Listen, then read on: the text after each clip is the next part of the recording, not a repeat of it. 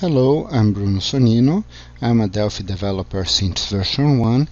I've written 5 books published in Portuguese, and I've developed more than 50 utilities for PCMag.com.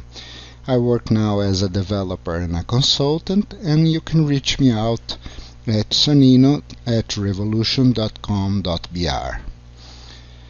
Today we are going to see how to use sensors in a Windows 10 application with Delphi, and we'll see how to give a better user experience for your users. Computer makers have made a different kind of computers. They are called two-in-one.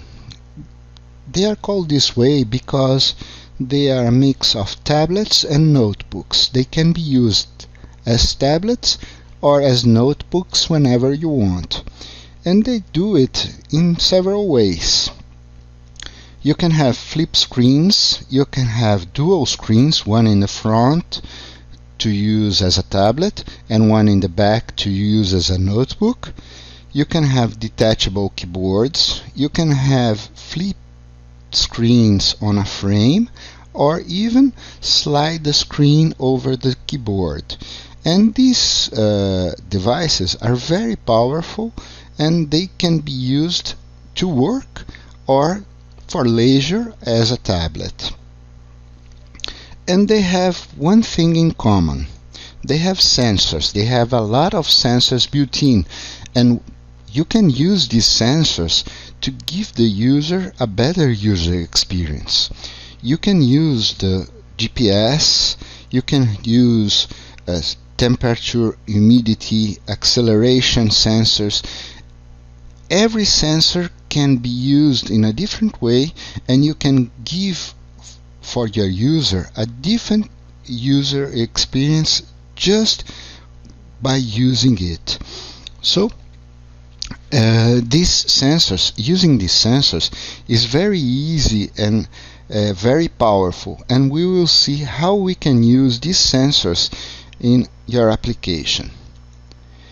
In Delphi, you can use the Sensors API using the unit system.sensors. System.sensors unleash the sensors in your application, and it can be used both in VCL and in FireMonkey.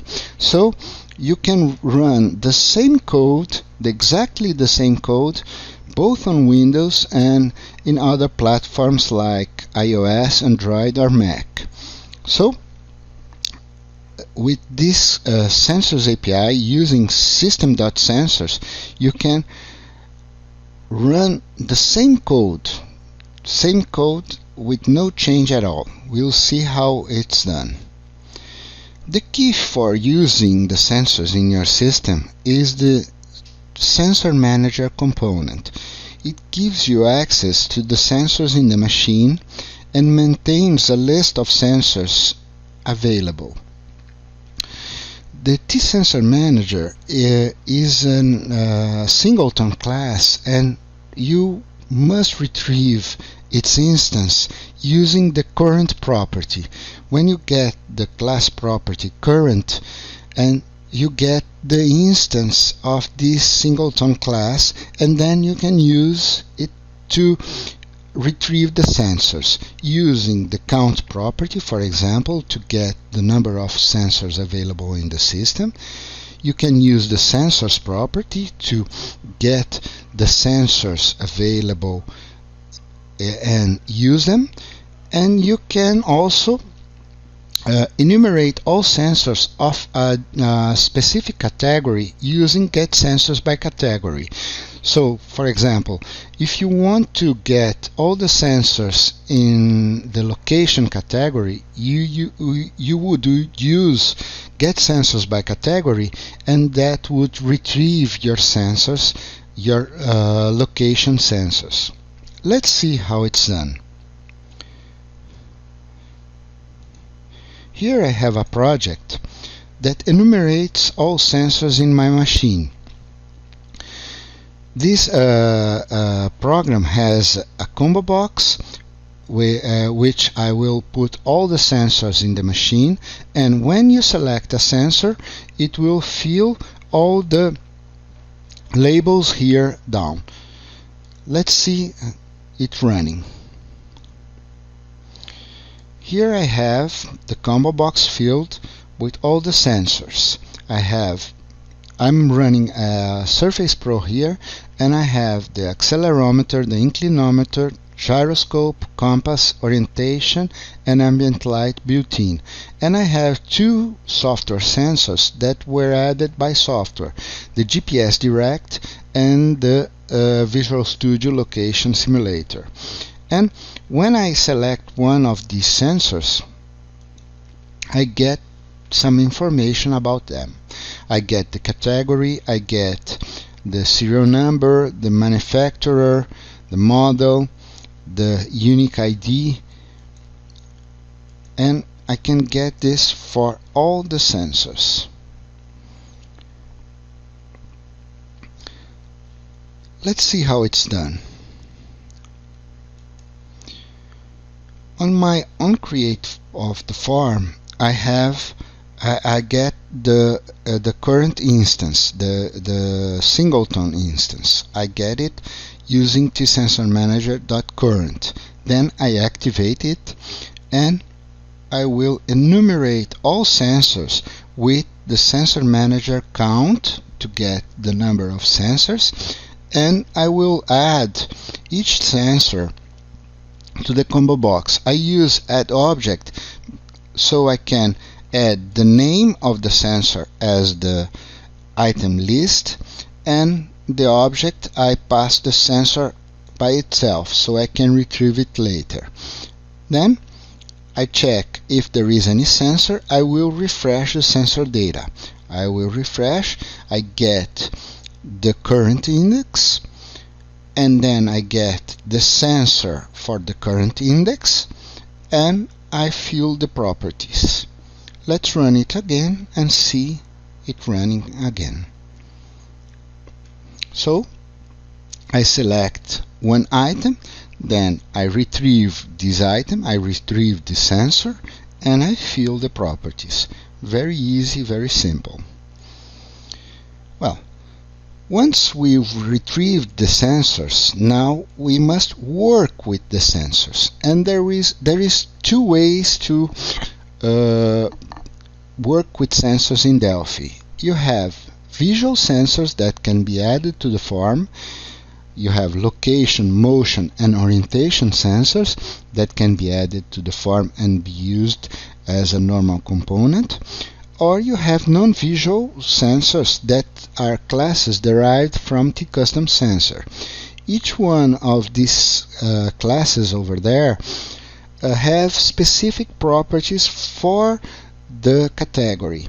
For example, location sensor, the TCustom location sensor, has latitude and longitude as properties that you can retrieve from the sensor. Light sensor has the lux property that gives you the lighting of the ambient, and so on.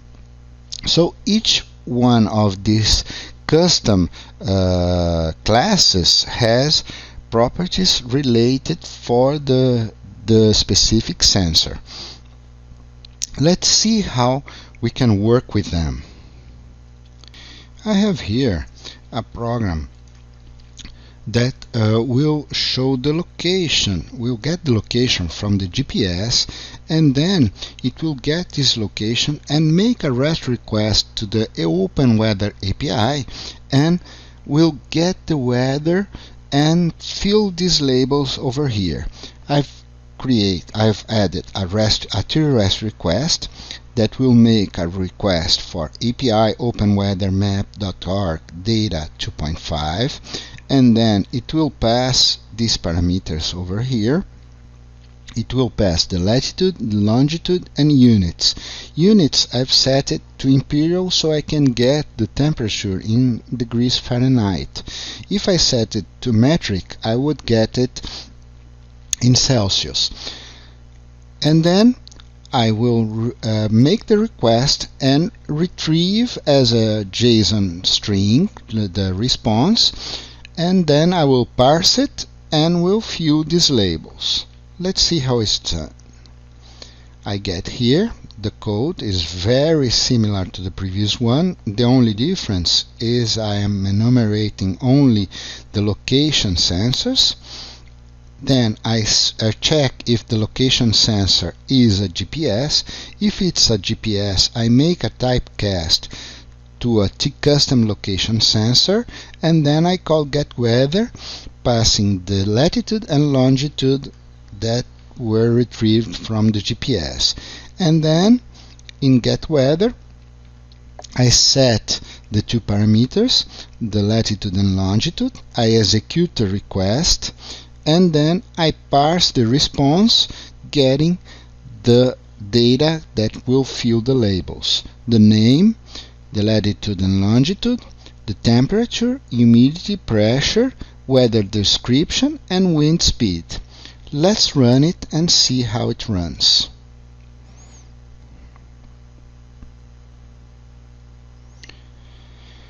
Here I have this GPS sensor gives me a simulation. It gives me random numbers, and I got this from the latitude and longitude. It should be near the equator, and the temperature is high, the humidity also is high. I have broken clouds and a wind speed of 6.7 knots, and so I can get this temperature, this weather, very easily just by getting the GPS sensor measure. And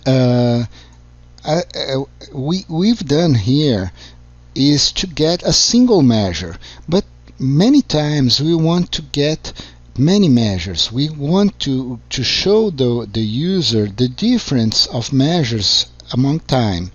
So we can do it in two ways. The first way is to use a timer. We can use a timer, set an interval, and then pull the sensor at custom intervals. Or we can use the onDataChanged. The onDataChanged will be triggered every time that the measure has changed. So if the measure has changed, the onDataChanged will be triggered, and we can process this onDataChanged and make our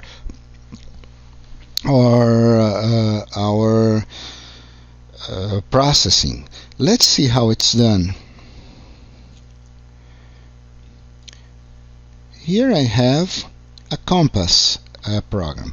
I've set a timer. This timer has an interval of 1 second, and every second I will get the compass measure, I will get the angle, and then I will draw the needle of the compass according to the angle. Let's see the code. On the create of the form, I get the current sensor manager, I activate it, I get all sensors by category orientation, and I check if the sensor is a Compass 3D. If it's a Compass 3D, I will typecast to an orientation sensor, and I will enable the timer. On the timer, I will only get the angle of the heading. I get F sensor, comp meg heading, and then I convert this angle that should be in degrees to radians, and I store it on a variable named F angle, and then I invalidate the paint box. On when I invalidate the paint box, I will draw the needle. The needle is very simple. It's just two polygons that are rotated to the angle, and I draw them, and that's all. Let's run the program and see how it runs. Here I have the compass, and when I turn my computer heading, I see that the compass shows the new heading. So It's very easy to show the current direction, the current compass, just by using the compass built in my machine. Another way to get differences is use the onDataChanged event. And I used a light sensor here. And I wanted here to show something like the GPSs that we know that we use usually.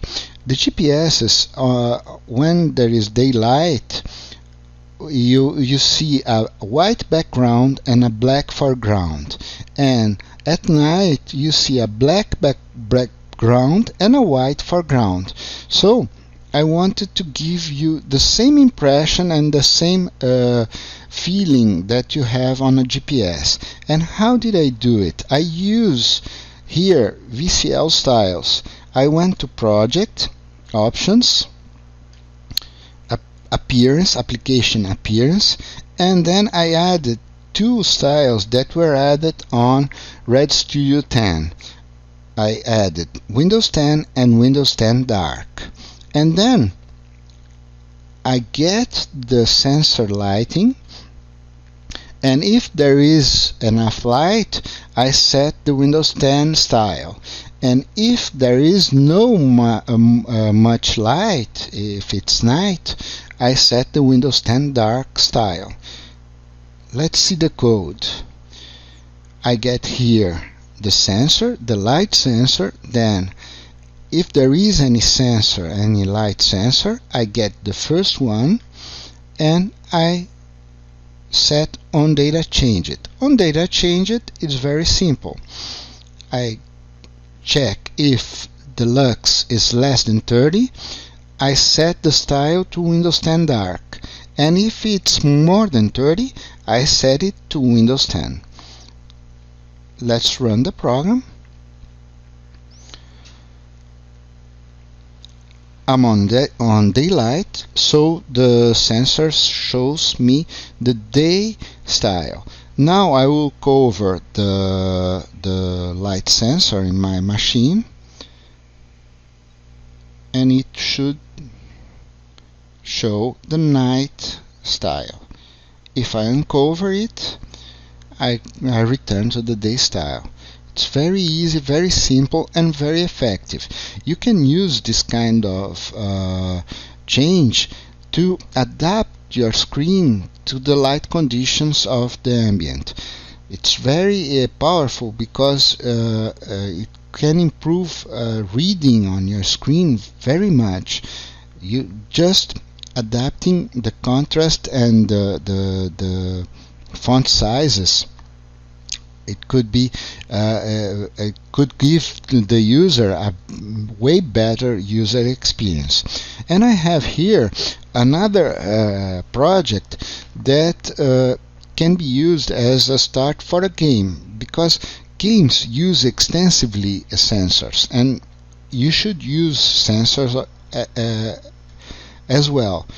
Let's see here. I have here a project that will move a ball depending on the tilting of my computer. If I tilt it to the right, the ball will move to the right. If I tilt it to the left, it will move to the left. And the speed of the ball will depend on how much I tilt to the left and the right. How did I do this? I added a timer, and I set the interval to 1/10 of a second. And I have here a paint box. In this paint box I will draw a ball, and it will be drawn depending on the tilting of the inclinometer. I get the inclinometer, I set here the measures of the inclinometer, and then I will I can move the ball to the right or to the left. Let's see the code. Here on my form create, I have a code similar to the previous ones. I get the orientation sensors. I check if it is an inclinometer, and then I set it I typecast it to the orientation sensor, and then I set the ball position to the middle of the window. When the timer elapses, I get tilt X, tilt Y, and tilt Z of the inclinometer, and I fill the labels. I set the speed to the sensor tilt Y, and then I update the ball position according to the speed. My speed is how many pixels the ball will move. Here I have a code for the walls. I don't want it to move, the ball to move beyond walls, and then I invalidate the paint box. They invalidate when I paint the paint box, I just paint the ellipse. Let's see how it runs. I have here, when I tilt my computer, you see the second number is the angle that I'm using as speed. The greater the number, the faster the ball moves. And if it's negative, it moves to the left. If it's positive, it moves to the right. And that's how we can use it on games. We can use the sensors, the inclinometer, the accelerometer, the compass, and give the user a good experience using games with these devices, these two-in-one devices. And to show that this code also runs in other platforms, I created the same program running on FireMonkey. I have here exactly the same program that runs on a FireMonkey program. I have the timer with an interval of 1/10 of a second, and I have these labels and the paint box. The code here is very similar to the previous one. I get here the code is identical to the previous one. I didn't change a line here. And the timer also, I didn't change anything except the invalidate track that is related to FireMonkey, and this paint box paint that will fill the ellipse, will draw the ellipse using FireMonkey methods. When I run this program,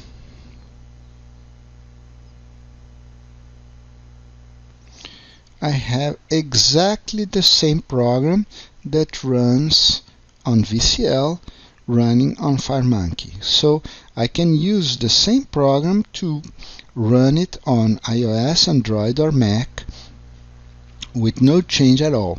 The sensor code has no change at all. The only code that should be changed is the code that's specific to the VCL or to FireMonkey, but the rest is exactly the same.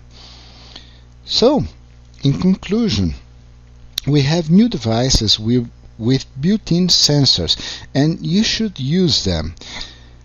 If the sensors aren't there, you can add them by plugging using USB ports or proprietary ports, and you can add these sensors to the machine and give the user a better user experience.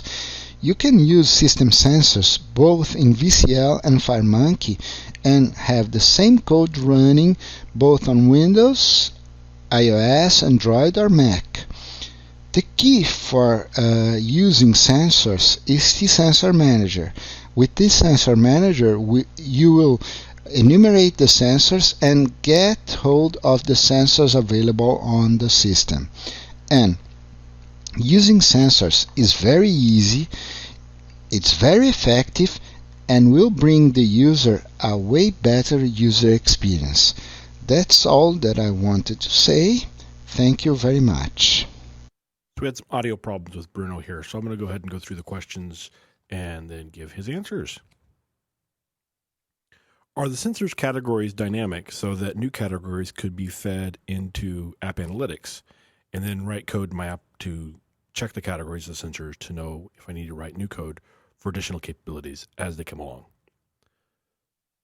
So there's actually a fixed list of categories, but they are available. The available sensors vary from device to device. So while you can't get new categories added without an update of the framework, the device, if you encounter a device that has new sensors you haven't seen before, it will report those sensors and one of the fixed categories they belong to. So yes, you can discover new sensors that are out there, but the categories that they're in, there's about a dozen categories, I believe, stays the same. Is there any sample for the proximity sensor? There isn't one yet, but it shouldn't be too difficult to write. Just go out and take a look at what data is coming from the sensor and respond to it from there. That's what I found is it's really simple. Once you start looking at the data that's coming from the sensor and interacting with it, you can quickly figure out how to program against it. Question here, if there's a list of sensor categories, there is. It's in the docwiki. If you go to docwiki.com docwiki. If you go to docwiki.embarcadero.com/library/Seattle/en/system.sensors.tsensor category, you can get a list of them. Does the sensor manager only work in 10 Seattle? It's actually available a few versions back. It's always getting improved though, but yeah, it's been available for a few versions. In terms of location sensor, under Windows, what has changed in Delphi 10? I've tried location sensor on Windows 10 before and have not had much luck. So he says it really depends on the device and if it has a GPS or if it's using an alternative method. A lot of devices just use Wi-Fi or just use your IP address to determine your location. So if the Windows 10 device you're on doesn't have good location information, if it doesn't have a GPS, then it doesn't make any difference how good the software you write is. It's still going to behave poorly. So the location sensor software in Delphi 10 works great, but whether or not you have good location coming back from their hardware is the big question. You can get an external GPS device and attach it to your Windows 10 device and then get good GPS information that way. Are there any feedback functions from sensors? For example, using the GPS sensor and your position changes, could you get callbacks without using timers? So he says, yes, that's actually how it works. You can handle the on data change event and get notification when the data changes. Could I use sensor feedback in services for Android and get that to cause a notification or start an app? So Bruno says he's not really familiar with Android development, but that he believes you should be able to. And I'll add that, yes, you can, that you can do sensors from within the service on Androids, and then you can have that service launch a notification through the notification center or send an intent to another application to launch it. Just be aware that you don't want to use any services within the FireMonkey namespace because of the limitation of the way Android services work. So a few requests here for the sample code. The sample code will be posted on the CodeRage 10 resources page, which you should be able to find a link to from wherever you're watching this video. Okay, Bruno, I think that's it. Thank you for this great session. A lot of great demos, a lot of cool technology. Great to see how easy it is to work with sensors on Windows 10.